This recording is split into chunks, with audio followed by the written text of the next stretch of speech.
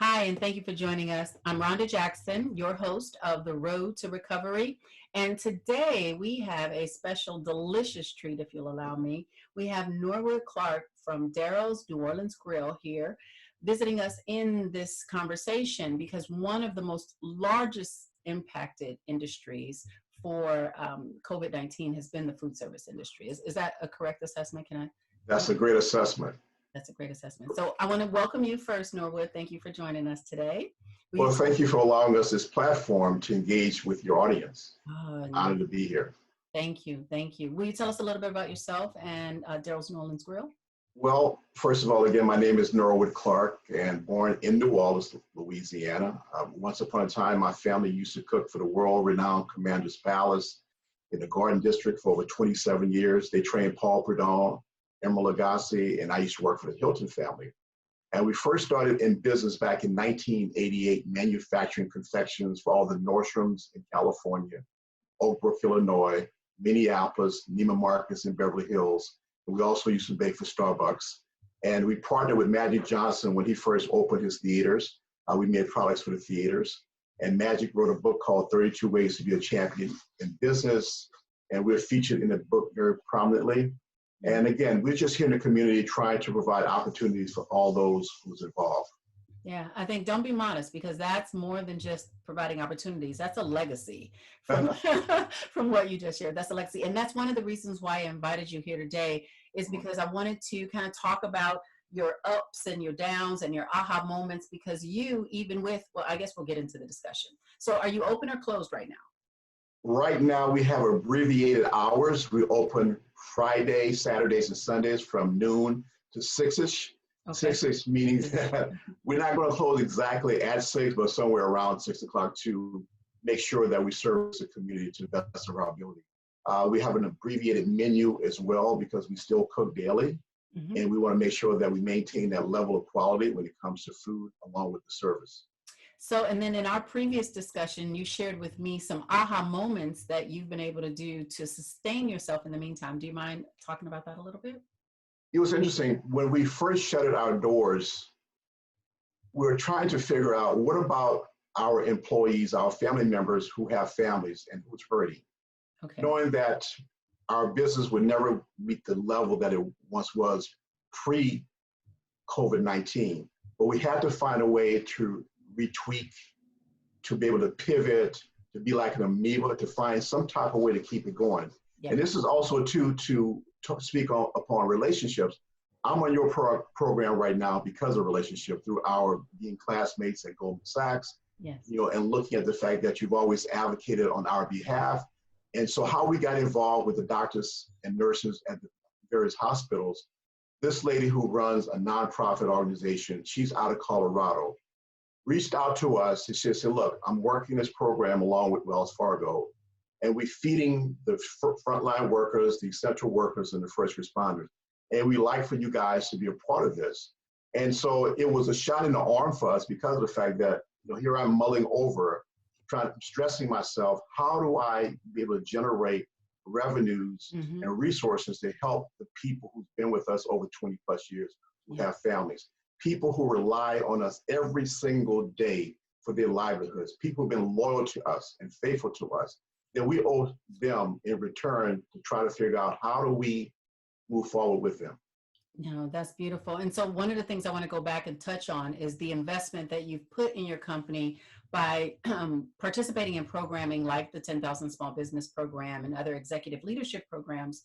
So when COVID-19 first started kind of rearing its head here in Southern California, do you feel now looking back that it was the cause of challenges in your business, or did it magnify challenges that may have been pre-existing in your business? Well, let me give you a short backstory on how we birthed Darrow's New Orleans Grill. We had a company called Uncle Darrow's Incorporated, and we had a restaurant, a retail store in Marina Del Rey in Mid-City. 16 years in the Marina, 8 years, 9 months in Mid-City. Okay. Landlord went up on the rent. We lost 90% of our business, forced us to leave that particular property. And so when you lose 90% of your business in a California market, you don't get that back in a year. you don't get that back in 2 or 3 years. If it took you 16 years to build that market, it's going to take you just as many years to build that back up. Mm-hmm. So when COVID-19 happened, it more or less, it slowed down the economy, in a way that now that everything is on hold for the most part. Now you're speaking about just essential workers who's out there on the front line. Right. So those of us who had bills and other financial obligations just kind of put a pin in it, where now your vendors are giving you some time to regroup. They're working with you as well. They understand the dynamic. Because one thing about COVID-19, it does not discriminate. It touches every walk of life. Yes. And so it may have amplified a few things, but it also gave us an opportunity to retweak a lot of things and to see exactly what we made of. Okay, so was that clear for you when so now, I mean, you seem very, level set and head on about, where you need to go. Was that clear to you, or was there an aha moment that allowed you to arrive to this conclusion? Well, it was clarity. I mean, the aha moment basically came to the degree where that if you didn't find a way to make something happen, you're not going to survive this particular situation. A lot of business won't survive the other side of COVID-19. There's a lot of business that's going to fall by the wayside to no fault of their own. It could be probably just because of the industry that they're in. No matter how bad the economy gets, you can look back at the Great Depression. There's businesses that thrive during the Great Depression. Isn't it amazing, too, ironic that during the Great Depression, the major industry that made a lot of money? The movie, the entertainment industry. Right. Because people use that as an escape. So they live vicariously through the people they saw on the screen. Now, who's making money now? The food industry. The healthcare, the hospitals. Right. It's amazing how it's gone full circle with that. And so I tell folks that you have to be able to look at your personal situation or your professional situation and say, okay, what can I do to augment that? What can I do to tweak it in such a way that's going to generate me the resources that I'm going to need for survival? Because as of right now, everyone is in a survival mode. I don't care who you are in a survival mode. Yeah, that's where we are on the road to recovery. So that's one of our milestones. We have a couple of other videos that talk about the stabilization and then the revitalization. So once we come out of survival mode and into stabilize and then into that revitalization, which hopefully will spawn and born, more new opportunities, to your point about, the growth in different industries.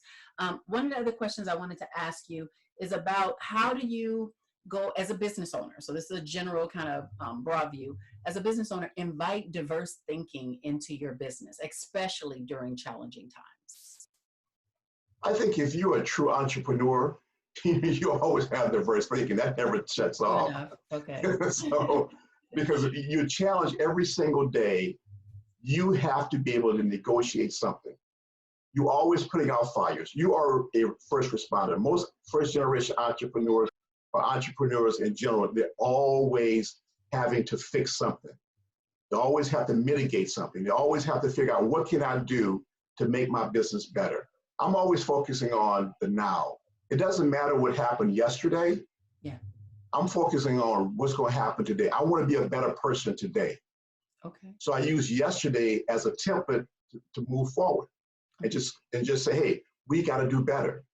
You got to hold yourself accountable. And that's one thing I tell the family members at Darrow's New Orleans Grill. Everything is accountable. You are accountable for everything that you do here, good, bad, or ugly. Mm-hmm. You got to take responsibility for that. No, that wisdom comes, sage advice. I wanted to actually just kind of take you back for a second. So when you talk about being in the now, it almost makes me, what I visualized was you putting just one foot right in front of the other. That you're not in a sprint mode, that you have this sense of cadence about yourself to kind of take you from, one day to the next. Would you say that one day, if you were to look ahead, are you seeing 30 days? Are you seeing 60 days? Can you see to Christmas? And then what would be your advice to what that look ahead looks like? Well, one of the unfortunate things that we're at the mercy of right now that we have absolutely no control over is the government. So as of right now, we take our direction, we take our marching orders from the government. So whatever happens in the White House, whatever happens in the state capital of California, and what happens in the halls of the mayor's office in Carson or in Los Angeles, then they dictate pretty much our next action. We have no idea. We have no control over. It's not like we have a crystal ball that we can look into and say, okay, fine, in 2 months, 3 months, 5 months, or at the end of the year, this is where we're going to be, because it keeps changing. It's a very fluid situation. And so, I listen to the current events every day. I try to read about what's going on. But as of right now, to be perfectly honest with you, I'm in a survival mode. Every single day, I'm here in my office, on the phones, on the computer, and being in touch with people. Let folks know, do you have a need for this? Talking to organizations. I have a niece right now who, through her benevolence and with no support from any government, any corporation, she's out there calling people like myself, like you, and asking them to donate some money that they can feed those individuals at the post office, those essential workers who's not being even recognized. Right. That type of thing. So we've been supplying her with food, obviously giving her discounts and doing this, that, and the other, just to show our appreciation for what she's doing. So a lot of people are working underneath the radar. We have people right now who's working will never be recognized for their efforts and what they're doing and what have you. So my thing right now is the fact that I just want to make sure that whatever we can do from the power that we have within ourselves and with our organization, that we give our very best. Yeah, I like the message of unity there too, because if you're supporting your niece and your niece is supporting the post office and the post office, that there's that chain reaction, that ecosystem that we probably need to get back to, and even maybe smaller ecosystems and not, global. There's a lot of messaging about shopping local and utilizing services and restaurateurs like yourself, to keep that engine running. So if we were interested in supporting you and the continued efforts, where can we find you, Norwood? Well, we're at www.Darrow's New Orleans Grill. That's our website page. At Darrow's Grill is our Instagram. Darrow's New Orleans Grill, Facebook. And also, may I make a plug right quick? Please. We're going to be starting a fund to help those restaurateurs who will not get any monies from the government. They have a lot of us out there who are not going to get the government money. And so what we're going to do, we're going to adopt a first responder, adopt a frontline worker, essential worker, somebody at your grocery store that you like, that this person is out there every single day making sure that you have the provisions that you need. You may want to do a gift card for him or her, for their families. We're going to do that. And how we're going to raise money, we're going to do gift cards, not just for Darrow's New Orleans Grill, but we're going to use independent restaurateurs. We're not going to go to the chains, but these are restaurants in the community that's independently owned. And that's how we're going to raise that money. We're going to take that money and help their families as well. So that's what we're going to be doing. So, and to participate in that or to purchase any of the gift cards? We're staying tuned. We're still in the embryonic stages of it. We're just putting it together. We have a 501c3 called Reunite America, and I established that in the aftermath of Katrina. I lost 2 relatives Katrina related down in New Orleans. So 11 of us, we drove down to New Orleans and to Houston. We had 90 tons of supplies. I was gone for 7 days and it changed my life.